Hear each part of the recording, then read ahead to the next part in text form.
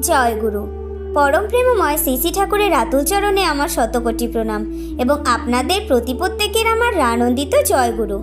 আজকের আলোচনার বিষয় হলো এক ভক্তের অহংকার ভাঙার গল্প।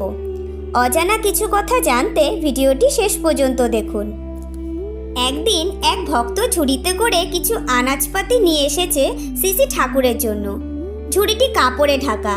সাধারণত এরকম কেউ আনলে শ্রী ঠাকুর কখনো দেখতে চান, কখনো বা না দেখেই শ্রী বড়মার রান্নাঘরে দিয়ে আসতে বলেন। যাকে যেমন বলেন সে তাই করে। এই ভক্তটিকেও শ্রী ঠাকুর আনাজপাতির কথা শুনে শ্রী বড়মার কাছে দিয়ে আসতে বলেন। তাতে ভক্তটির মন খুশি নয়। তার ভাবনা, ঠাকুর একটু দেখবেন না কত কি এনেছি। সে বলে ফেলল, আপনাকে একটু দেখিয়ে নি।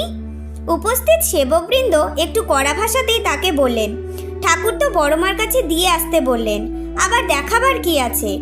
ভক্তটি অনিচ্ছা সত্ত্বেও ঝুড়ি তুলেছে। তখন শ্রী ঠাকুর মুচকি হেসে তার দিকে তাকিয়ে বলেন, ঢাকে ঢোলে করলে পূজা, অহংকার হয় মনে মনে।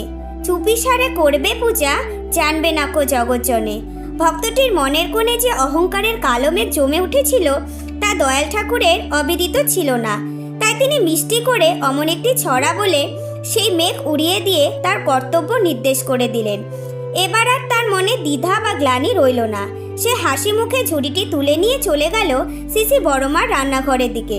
এই বলেই আমি আজকের আলোচনাটি শেষ করছি। জয় গুরু।